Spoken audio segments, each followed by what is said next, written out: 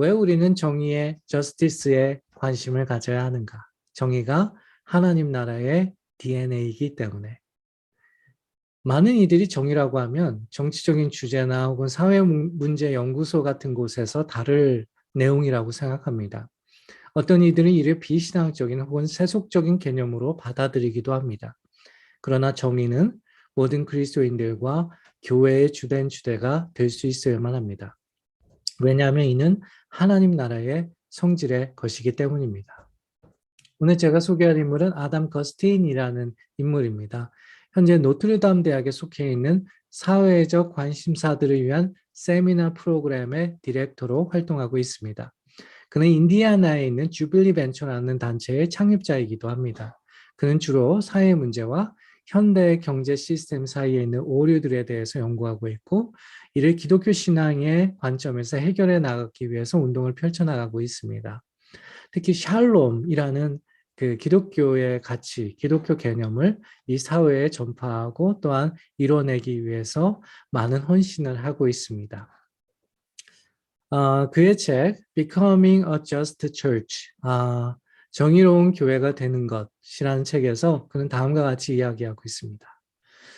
교회 혹은 신앙공동체 안에서 정의는 사회봉사 활동 이상의 의미를 가져야만 한다. 그것은 우리의 공동체, 즉 신앙의 특징일 뿐만 아니라 세상 속에서의 우리의 현존, 즉 세상에서의 우리의 입장과 실천을 나타내 주는 것이기 때문이다. 정의는 사회봉사 활동이 아니다. 그것은 하나님의 사람들이 살아가는 삶의 방식이다. 만약 여러분이 세상이 과연 정의로운가라고 질문한다면 제 대답은 이것입니다. 아니요. 그러나 만약 여러분이 또 다른 질문, 하나님의 나라는 과연 정의로운가라고 묻는다면 나는 그렇다라고 대답할 것입니다. 오늘날 많은 사람들이 심지어 크리스천들조차도 정의에 관심이 없습니다. 심지어 정의가 밥 먹여주느냐고 말하곤 합니다. 정의로운 사람들 중에 별로 잘된 사람이 없다라고 이야기합니다. 불의한 사람들이 오히려 더 잘되는 것 같다라고 생각합니다. 거기에 대해서 저는 별로 개인적으로 반박할 생각은 없습니다.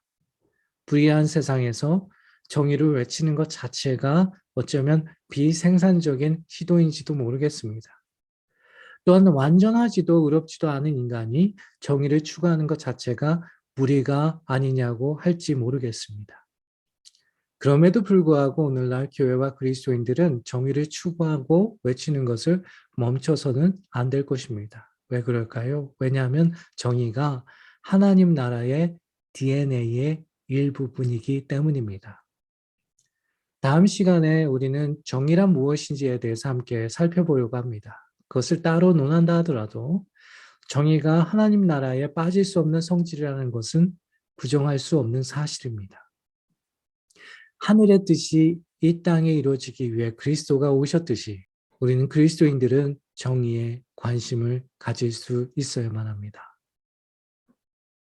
만약 하나님의 나라가 부유한 나라라면 우리가 굳이 이를 추구하거나 소원할 필요가 있을까요? 우리가 성령과 진리와 믿음의 선물을 통해서 살아갈 나라가 하나님의 나라라고 할 때, 이 세상이 아니라 하나님의 나라라고 할 때, 만약 그러한 나라가 불의한 나라라면 어떨까요? 우리가 죽어서 갈 영원히 머물 그곳, 영원한 고향이 세상처럼 불의한 곳이라면 우리가 굳이 천국을 소망할 필요가 있을까요? 창세기에 보면 하나님이 우주의 어떤 것을 창조하실 때마다 보시기에 좋았더라라고 하셨는데, 만약 그의 창조 세계가 불의와 어둠으로 가득했다면 이를 좋으시다라고 했을까요? 만약 그렇다면 불의한 것을 좋아하시는 하나님이 선하지도 공의롭지도 않다라는 건데 그분을 굳이 믿고 따를 필요가 있을까요? 우리를 의롭게 하시기 위해 예수가 십자가에 달려 죽으셨는데 만약 예수를 통해 구원을 받는 이가 정의가 아닌 불의를 추구한다면 과연 그 십자가의 희생은 무엇이 되는 것일까요? 교회 혹은 신앙 공동체가 하나님 나라의 전부는 아니지만 중심이라고 할 때 정의가 아닌 불의가 판을 친다면 어떻게, 무엇으로 하나님의 나라를 증거할 수 있을까요? 아담 거스트의 말을 다시 한번 들어보겠습니다. 교회 혹은 신앙 공동체 안에서 정의는 사회봉사 활동 이상의 의미를 가져야만 한다. 그것은 우리의 공동체, 즉 신앙의 특징일 뿐만 아니라 세상 속에서의 우리의 현존, 즉 세상에서의 우리의 입장과 실천을 나타내 주는 것이기 때문이다.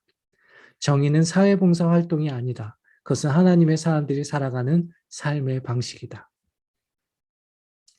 성령주의 운동 교회의 문제는 열정적이고 경험적인 반면에 지극히 개인주의적인 영성생활, 자기 영달을 위해서라면 성령을 소유해야 된다는 착각에 빠질 수 있게 만든다라는 겁니다. 반면 자유주의 교회의 문제는 하나님과의 친밀함 없이 자기 행위를 통해 의로운 삶을 살아가려고 한다는 점에 있습니다. 그렇다면 복음주의 교회는 어떨까요? 이 또한 약점이 있습니다. 두 가지 위대한 가르침 중에 한 가지에만 치중한다는 경향이 있습니다. 기독교에는 다양한 가르침들이 존재합니다. 그래서 우리는 성경 66권 중에 어느 것 하나라도 간과해서는 안 됩니다. 또한 교회에서 부여하는 신앙교육이나 영성훈련에 참가해야만 합니다. 그럼에도 불구하고 이러한 가르침들을 두 가지로 국한시킬 수 있습니다. 우리는 이를 Great Lessons라고 부르는데요. 두 가지 위대한 가르침들이라는 말입니다. 하나는 Great Commandment, 또 하나는 Great Commission. Great Commandment, 우리는 이를 가장 큰 계명이라고 부르죠. 사랑의 계명. 하나님을 사랑하고 내 이웃을 남과 같이 사랑하는 것. 또 하나는 Great Commission, 지상 명령이라고 번역할 수 있는데요. 제자도와 선교의 사명. 너희는 땅끝까지 이르러 복음을 전하고 세례를 주고 제자를 삼아. 교회가 지켜야 할 두 축이 있다면, 반드시 상기해야 할 가르침들이 있다면 바로 이 두 가지입니다. 만약 교회가 또 어떤 공동체가 어떤 목회와 교회 프로그램과 훈련들이 필요하다면 그 이유는 같습니다.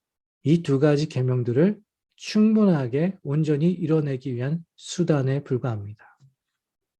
문제는 대부분 복음주의 교회의 경우에 이 중 한 가지에만 무엇일까요? 즉 Great Commission, 지상 명령, 제자도와 선교의 계명에만 관심을 갖는다는 겁니다. 그리고 사랑의 계명은 단순히 사회봉사 활동으로 대신하려고 합니다. 그러나 구약의 예언서에도 자주 등장했듯이 하나님이 사랑이나 신앙 공동체를 말할 때 정의에 대한 언급을 결코 멈추지 않으십니다.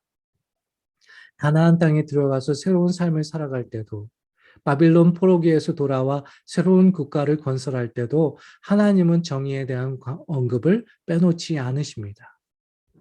왜냐하면 정의가 없는 사회나 공동체, 심지어 개인 속에 결코 번영과 변화, 그리고 참된 사랑은 가능하지 않기 때문입니다. 하나님이 의로우시다고 할 때, 예수가 우리의 죄와 불의를 위해, 죄사함을 위해 죽으셨다고 할 때, 우리가 만약 신앙적으로 신실하다면 우리는 이러한 신실함을 그의 의로우심을 담고 전파함으로써 중고할 수밖에 없지 않겠습니까? 따라서 우리가 이 땅에서 하나님의 나라를 추구하고 살아간다고 할 때 정의의 문제를 빼놓고 이를 성취할 수는 없습니다. 왜냐하면 정의가 하나님의 나라의 DNA의 일부분이기 때문입니다. 그리고 자연스럽게 이는 하나님의 나라를 추구하는 백성에게는 삶의 방식이 될 수밖에 없는 것입니다. 그럼 우리 다음 시간에 또 만나요.